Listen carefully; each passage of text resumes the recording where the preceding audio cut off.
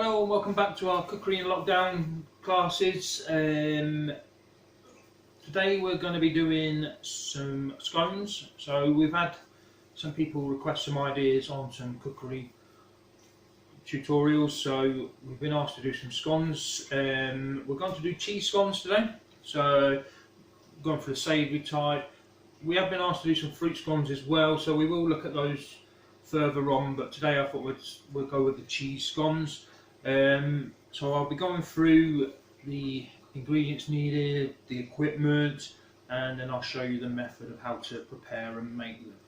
So cheese scones today, really hope you enjoy it, and look forward to the video.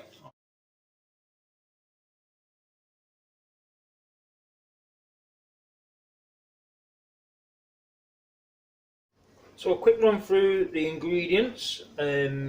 We will need 225 grams of self-raising flour.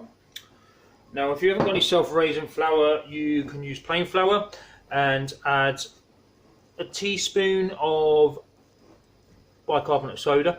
Obviously self-raising flour has already got the bicarbonate soda in there, the raising agent in there, so that's why they're raised. You don't need to add anything, but if you're just using plain flour, you need to add the raising agent. So use a teaspoon of bicarbonate soda, and that'll help the scones rise. We're going to need 50 grams of butter.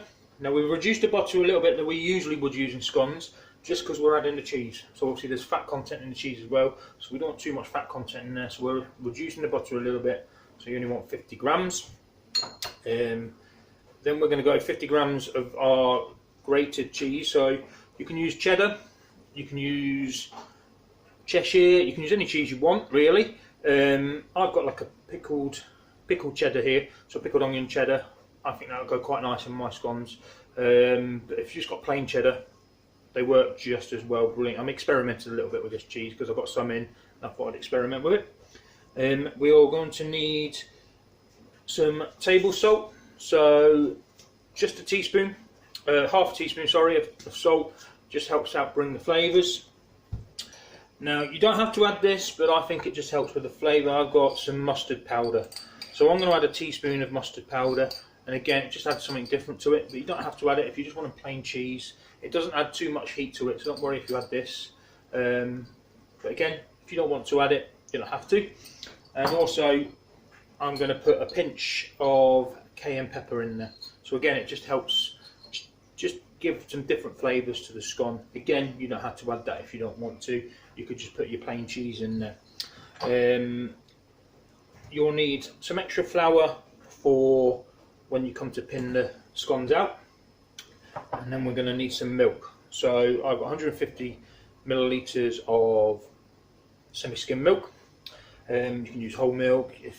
Obviously if you're vegan, you can use soy milk, and again with the butter you could use margarine, vegetable margarine, and your vegan cheese for this. So there are alternatives that you could use.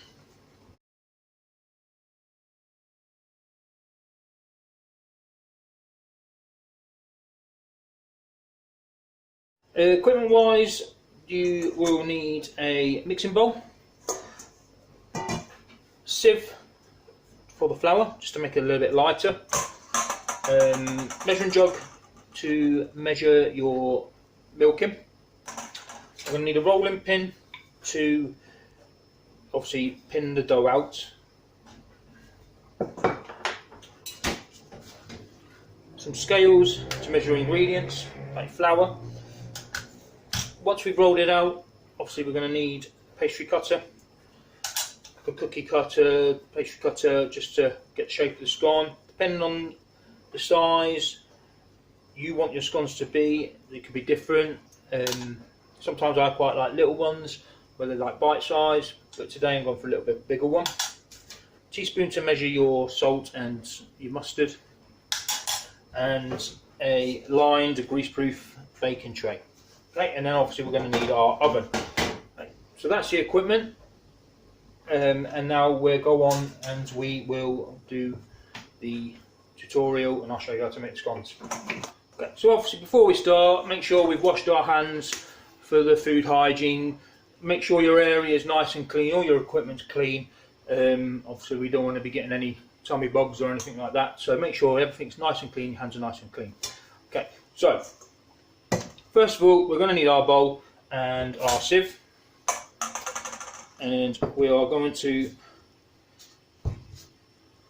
get our flour and we're going to pop it in the sieve. So that's 225 grams of self-raising flour, and we're going to need half a teaspoon of salt. And we're just going to pop that in as well. So that's just going to help bring out some of the flavours. A good pinch of cayenne pepper. Again, you don't want to put too much of this in.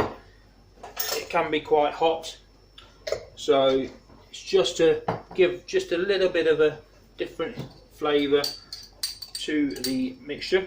And then a teaspoon of mustard powder. These just all help with the flavours.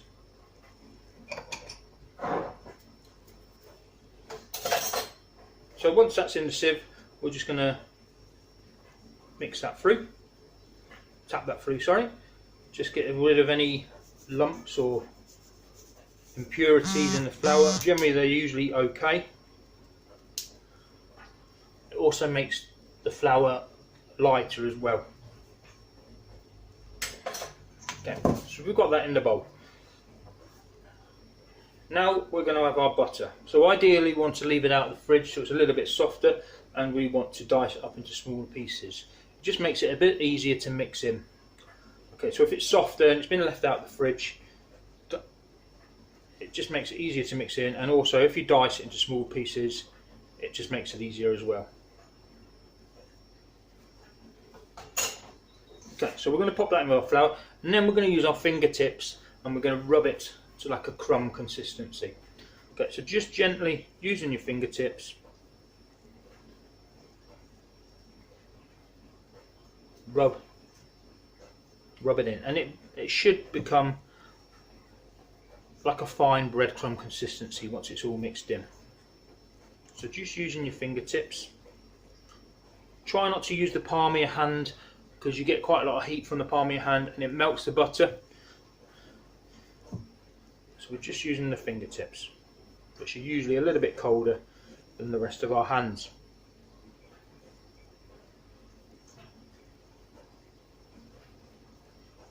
And we're going to continue doing this until we get a breadcrumb consistency. Now,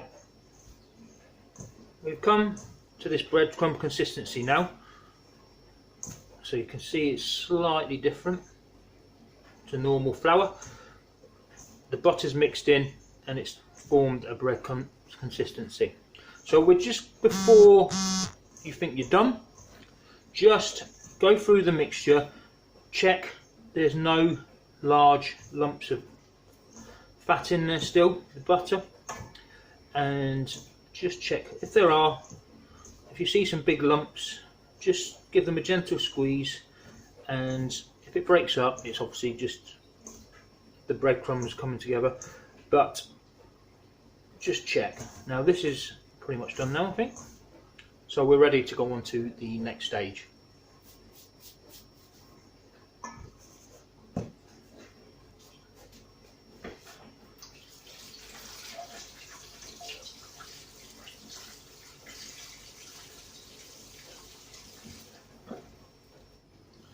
Now I did actually forget to mention in the equipment list that we're going to need a grater.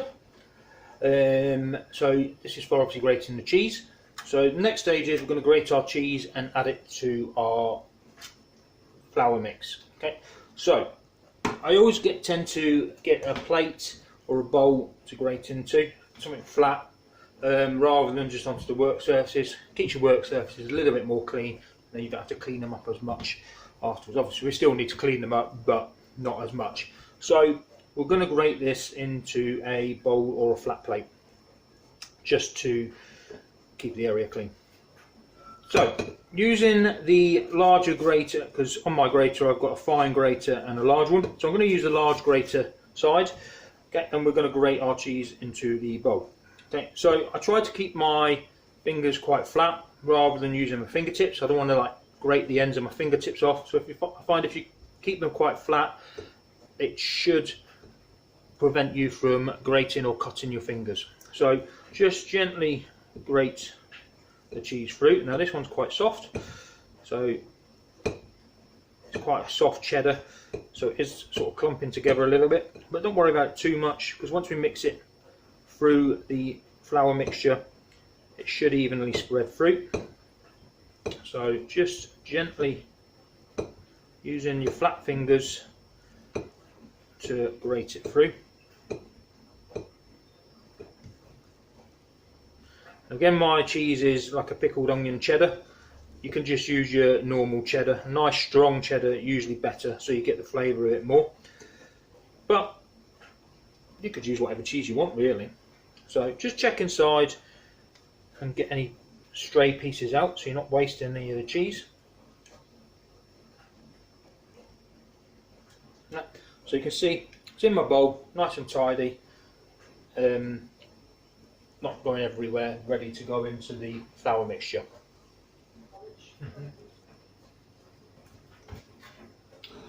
Okay, so before we do the next stage, we're going to get our oven preheated now. So you need to turn your oven on to about 190 to 200 degrees centigrade. That's gas mark 5 approximately. Okay, so we need to get that on before we start doing this. I don't like putting the oven on too long, obviously wasting electricity. So I usually do it at this sort of stage, just so we're not wasting electricity and it's not on too long. Okay, so whilst the oven's preheating, we are going to just add our cheese to our flour mix.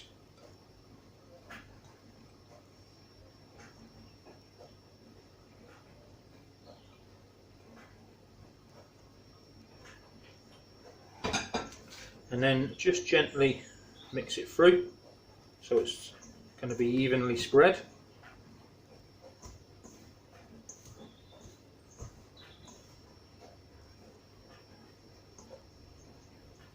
Now if you wanted to as well, you could maybe add some herbs to this. So some chives are quite nice. Obviously cheese and chive, quite a nice flavour combination.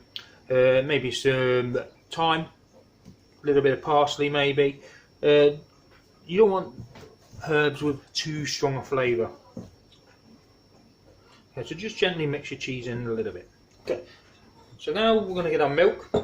Now we're not going to add all our milk in, just add it in at a time, because you might not need it all, and it's always good to save a little bit left. We'll leave a little bit also for brushing the tops of the scones just before we bake them. So just pour about half of it in first, and then we are going to just use our fingers and just gently mix it through. And we're going to mix it through until we get a soft dough. Oh, it is a little bit sticky at first, but once you keep mixing, it does come together and form a dough.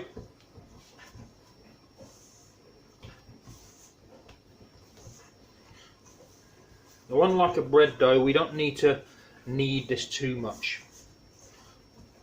So all we're doing is combining the mixture and just gently kneading this in. Now I did add slightly more than half my milk there, so it is quite a nice consistency this. So I'm not going to add any more, but as you can see, I had 150 millilitres of milk and I've not got that much left. So you don't always need all the milk. So it's always best just to add it a little bit at a time, just to make sure. So it's quite a soft dough. Okay, once you've got the milk mixed in, we're just going to knead it slightly. So using the palm of your hand, just gently knead it until it forms a smooth dough. just a couple of minutes maximum.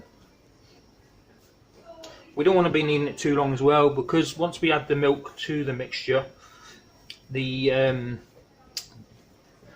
baking powder in the self-raising flour starts to react and it will start to rise. So you don't want to take too long doing this. Okay, so it's quite smooth now, nice and soft, and that's ready to roll out. Okay, so with a little bit of flour that you left on the side, just sprinkle onto your worktop, get your rolling pin, and just lightly cover your rolling pin, pop your mixture on your dough onto the flour, a little bit on top, and then we're going to roll this out.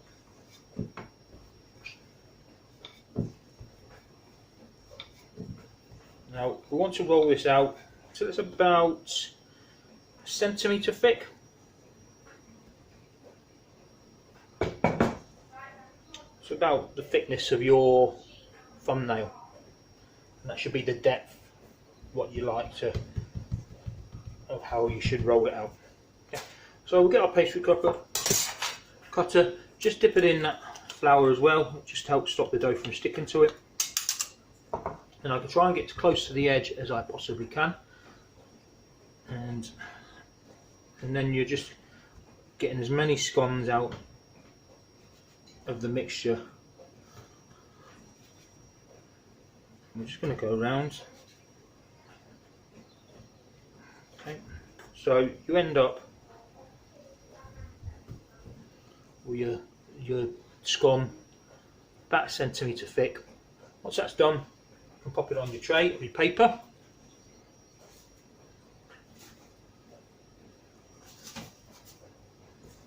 And then just roll your mixture back up.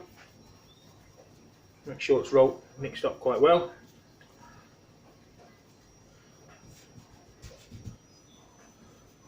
And then back onto your flour surface, and we're going to roll the mixture out. And we're going to keep repeating this until all the mixture is gone. So again, about a centimetre in depth, and you're going to get less and less scones out of the mixture as you roll it out, because the amount of dough's less and less. So you can see, only this time I've got 2 out of the mixture, and they'll probably leave me enough left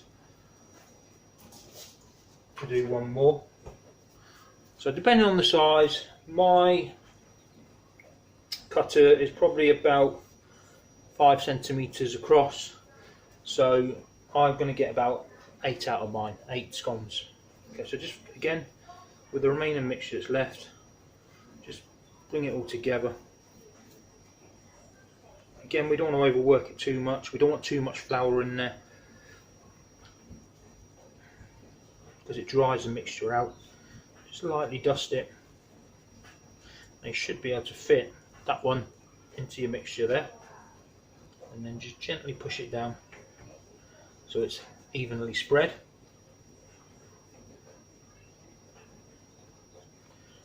And then you should be able to and then there's your last scone. Okay, so I've got 8 scones on my tray. Now before they go in the oven, I need to just brush them with milk. So obviously make sure your oven's up to temperature, give yourself a clean down, and then we're going to brush the scones with milk. Okay, so with the remainder milk that you've got left in your jug or glass, just get a pastry brush and just lightly brush the top. Now this could give the top a little bit of colour.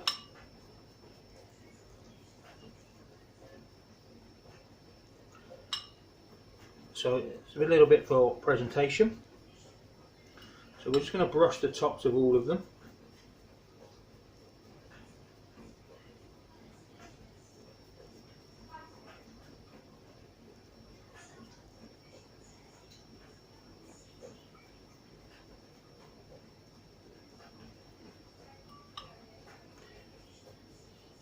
And then once we've brushed the top, we're going to pop them in the oven. Now we're going to pop them in the oven for about 8 to 10 minutes. They should double in height. Be nice golden on top, and then they should be ready to come out. So just brush them with milk, pop them in the oven, 8 to 10 minutes. Remember 190 to 200 degrees C or gas mark 5, and then we're going to bake them. So the scones now have been baking for about 10 minutes. So I've checked them at 8 minutes and just need a little bit longer just for the tops to colour, and they went in for about 10 minutes. So you can see the tops, be careful because they are hot, they're nice and golden brown, and they're a little bit paler around the sides, and they've doubled in size. So they're ready. So just get a cooling rack, pop them on and allow them to cool.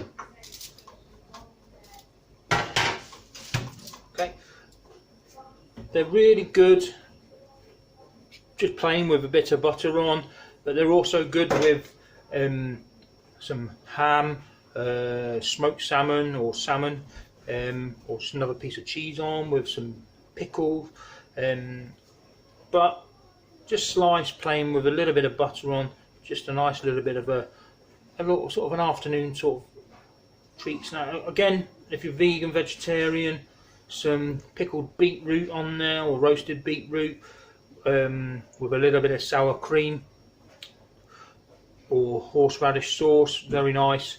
So down to you what you eat them with, but they're one of my wife's favourite actually. Really nice afternoon sort of tea sauce, or buffet, a little buffet if you're doing a little buffet, that sort of thing, little snack. Okay, so I hope you enjoy them, and dead easy to make.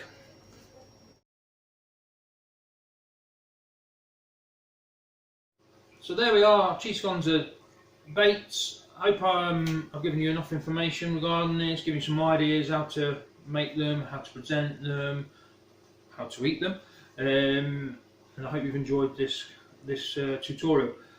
Please again, send any pictures in that you've made, what you've made, some feedback, any suggestions on what to make. We've had quite a few ideas. Like I said, somebody suggested these scones. We've had burgers requested, pineapple upside down cake, so we might go through and do some of these. So any ideas, please put forward some ideas, leave a comment or send me a message, and I will look at them and see if I can fit them in sometime. So we're going to be going on for a while now. We're going to be doing quite a few more weeks of this, so please give your ideas. Okay, so I hope you enjoyed the video, and I look forward to seeing all your photos and some feedback for these scones. Okay, so take care, and we'll see you next week.